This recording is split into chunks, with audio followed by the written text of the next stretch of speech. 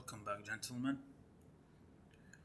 Understanding these initial settings is crucial because they determine the baseline for your entire structural model. If you are working in a professional environment, make sure your settings align with the project specifications provided by your client or organization. After you initialized your ETAP project, the next step is defining basic structural layout. This is done through the new model kick templates, as you can see here, which helps you to quickly set up your grid system and story data. Let's walk through this window and set up a simple model. By clicking on OK, the new model kick templates will appear to you. Here is the new model kick templates exhibited on the screen.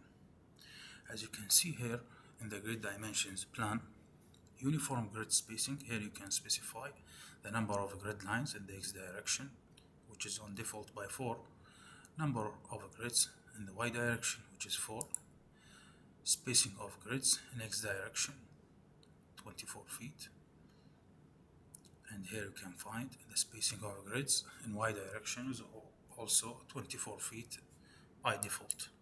We can change the units and change the numbers as we want. Specify grid labeling option. You can specify the grid labels. We will talk more about that option in the next sessions. Here you can find and you can custom grid spacing. You can customize your grid by clicking on that option, edit grid data. We will talk through and dive through that option in the next sessions also.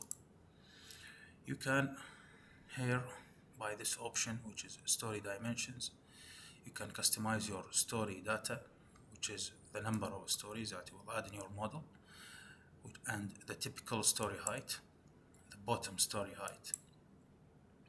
Or you can custom story data by clicking on that option, then clicking on edit story data. You can customize your story data by editing this window here, as you can see in this template, story data. We will not dive through this option in this session, but in the next sessions.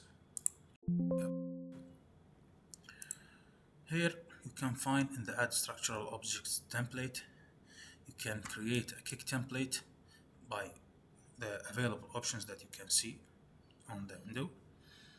Here is the blank option, which creates a model without any grids or elements. The grid only, here you can create only a grid without elements. Steel deck, here you can create a template for steel decks with a deck slab. Staggered truss, you can create a truss elements and grid for a truss model. The flat slab option creates a flat slab model without parameter beams, and this option allows you to create it with parameter beams. The waffle slab, this is an advanced option for creating the waffle slab. Two-way or ribbed slab creates a two-way or ribbed slab model. We will proceed with the grids only, and we will click it. As you can see here, we click it and we click on OK.